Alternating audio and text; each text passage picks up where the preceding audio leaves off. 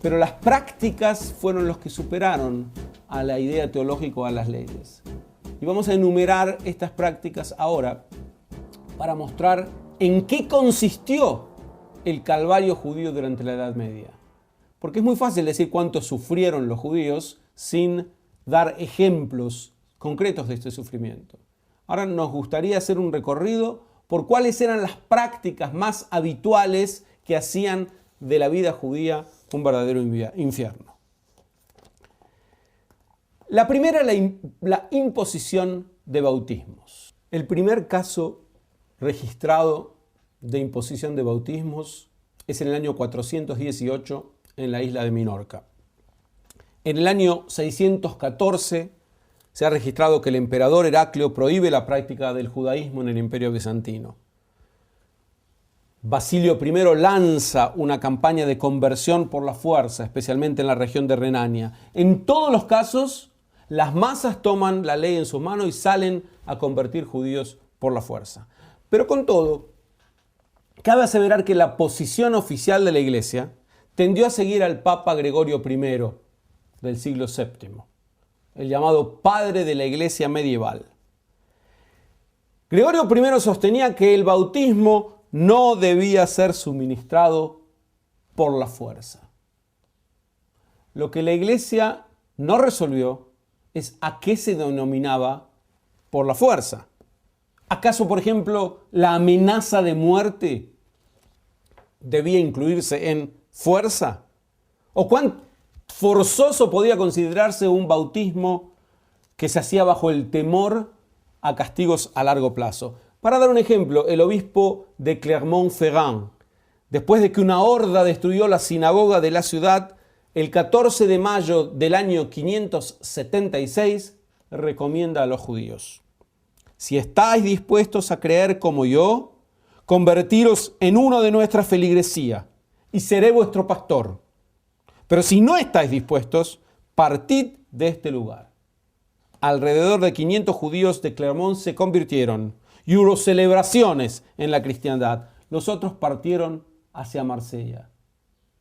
¿Fue esta una conversión forzosa o no? En el año 938, el Papa le indica al arzobispo de Maguncia que expulse a los judíos desde su diócesis si se negaban a convertirse voluntariamente. Y recomendaba explícitamente que no aplicara la fuerza. Es decir, la amenaza de la expulsión no era considerada una medida forzosa en el caso de los bautismos. Otro dilema fueron los niños. ¿A qué edad podía el bautizo considerarse voluntario y no un gesto comprado con bagatelas? El mentado Agobardo en el año 820 reunió a todos los niños judíos, bautizó a los que les parecían propensos a aceptar el cristianismo si sus padres no conseguían alejarlos a tiempo. El hecho es que la posición de la Iglesia fue cada vez más dura con respecto a la irreversibilidad del bautismo. Se mantuvo flexible en cuanto a que no debía aplicarse por la fuerza, pero era sumamente rígida en cuanto a que una vez que el bautismo fue aplicado, aun si hubiera sido por la fuerza, como lo dictamina el Papa Inocencio III en el año 1201, aun si fue suministrado por la fuerza, es irreversible.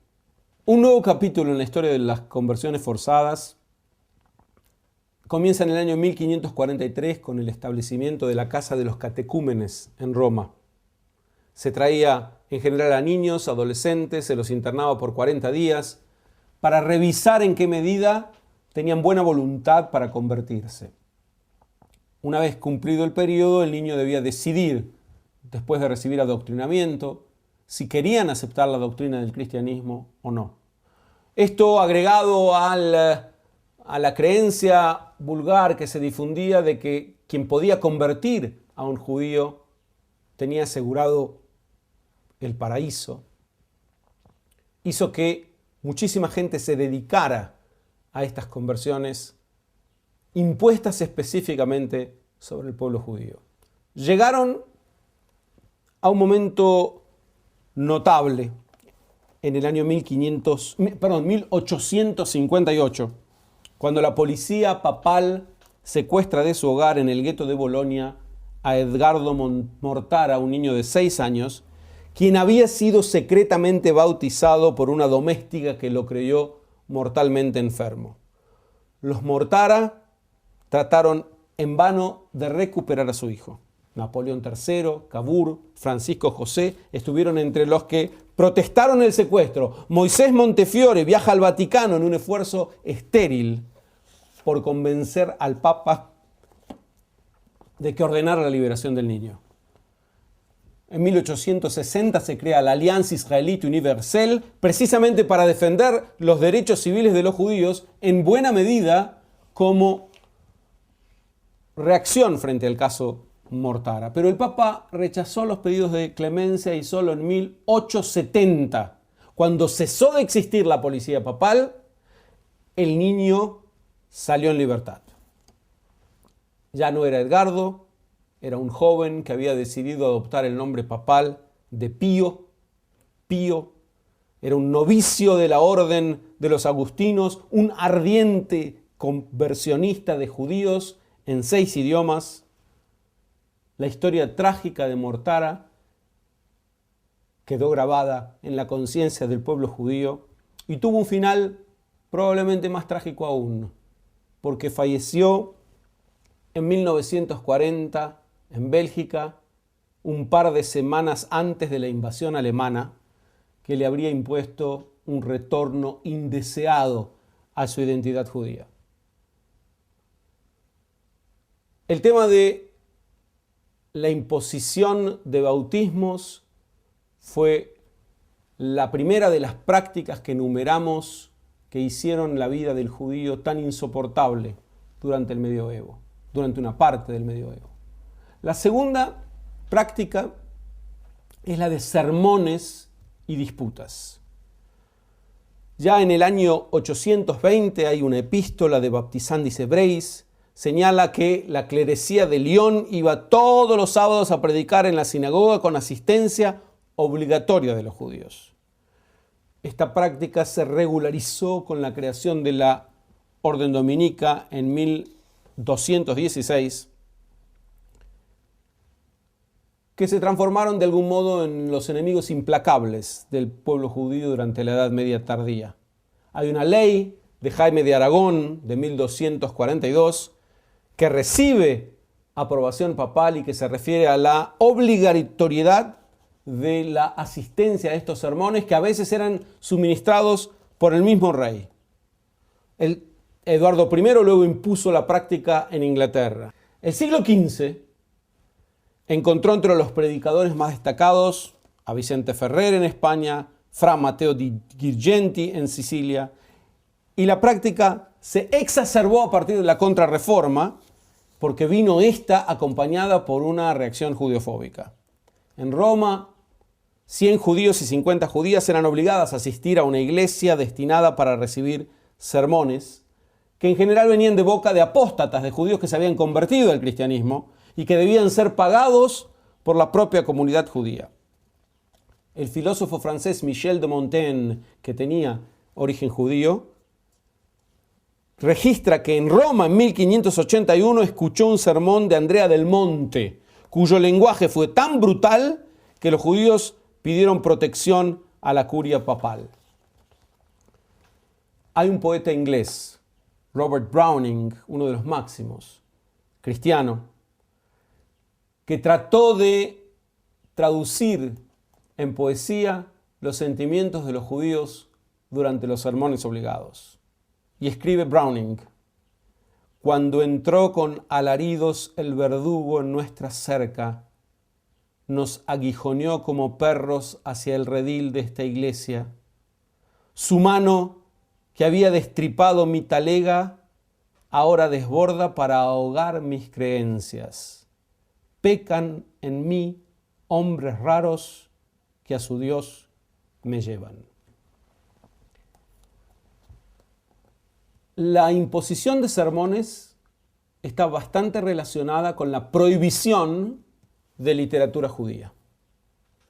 En el año 1199, el Papa Inocencio III advierte a los legos que las escrituras tienen que quedar bajo exclusiva interpretación del clero.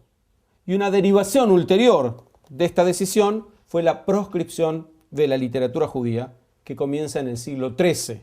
Concretamente, en el año 1236, Nicolás Donin envía desde París al Papa Gregorio IX un memorándum en que formula 35 cargos contra el Talmud, que era un libro blasfemo, antieclesiástico, etc. El Papa termina por enviar un resumen de las acusaciones a los eclesiásticos franceses, ordenando que se aproveche de la ausencia de los judíos de sus casas mientras rezan en las sinagogas y se confisquen todos sus libros. Así se procedió el día 3 de marzo de 1240. Y se indicaba a las órdenes dominica y franciscana en París que hicieran quemar en la hoguera a los libros que encontraran errores de corte doctrinario. Indicaciones similares reciben los reyes de Francia, de Inglaterra, de España, de Portugal. Ahora, hay un dato aquí notable. Recordemos que el Talmud no comenzó a traducirse hasta el siglo XIX. Lo que quiere decir que todas las versiones que había en ese momento eran en su arameo original, un idioma muy parecido al hebreo. Para saber arameo, o había que ser un judío que estudiaba la religión del judaísmo, la practicaba, o había que ser un erudito en el tema. Eso llevó a un hebraísta cristiano, Andrea Mazzio, a repudiar las censuras y las quemas de libros, aduciendo que una condena cardenalicia sobre estos libros es tan válida como la opinión de un ciego sobre la variedad de colores. Pero el libro más censurado y quemado de la historia fue precisamente el Talmud. Se llevó a cabo la primera disputa religiosa pública entre judíos y cristianos como consecuencia de la circular de Gregorio IX.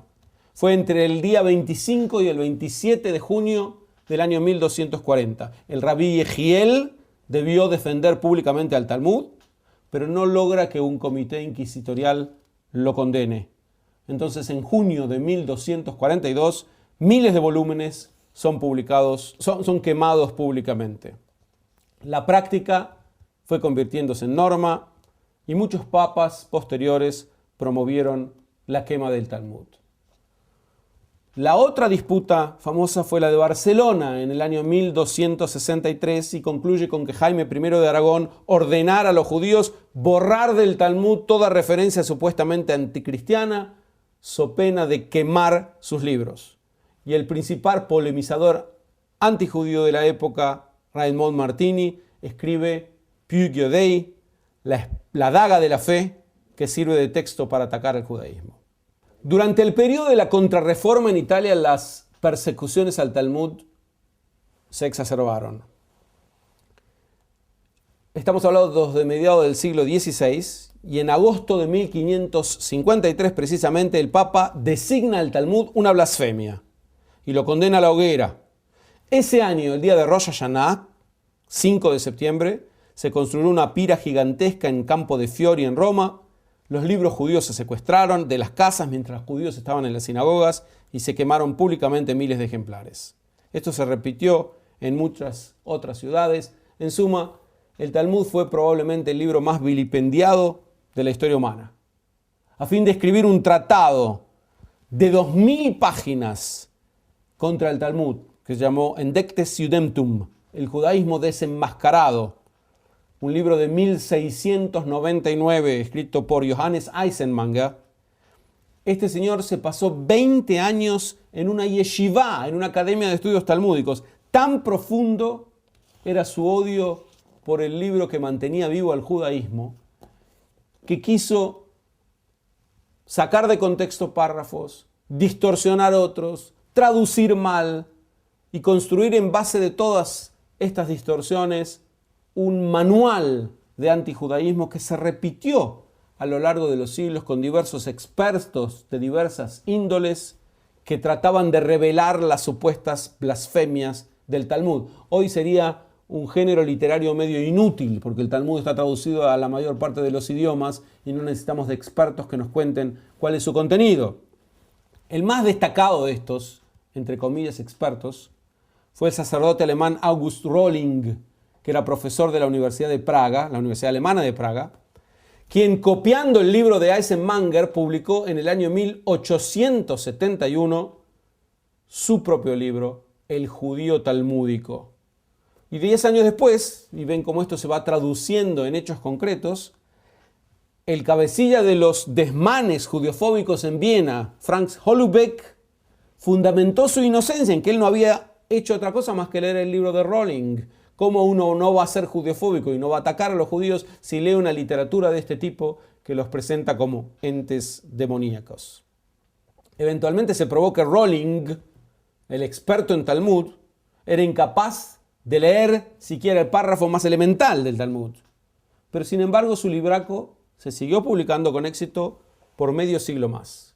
El último auto de fe contra el Talmud fue en el año 1757 en Kamenetz, Polonia, y luego, por supuesto, en la época nazi en Europa, en que se revivieron todas las patrañas y los mitos en contra de los judíos, incluyendo la quema de su literatura. Las tres prácticas que analizaremos en el próximo encuentro ya no tienen que ver con los libros de los judíos, sino con las personas de carne y hueso. Son los guetos, las expulsiones y las matanzas. Tres prácticas que reflejaron el odio inveterado que se dio en la Europa medieval por el pueblo judío.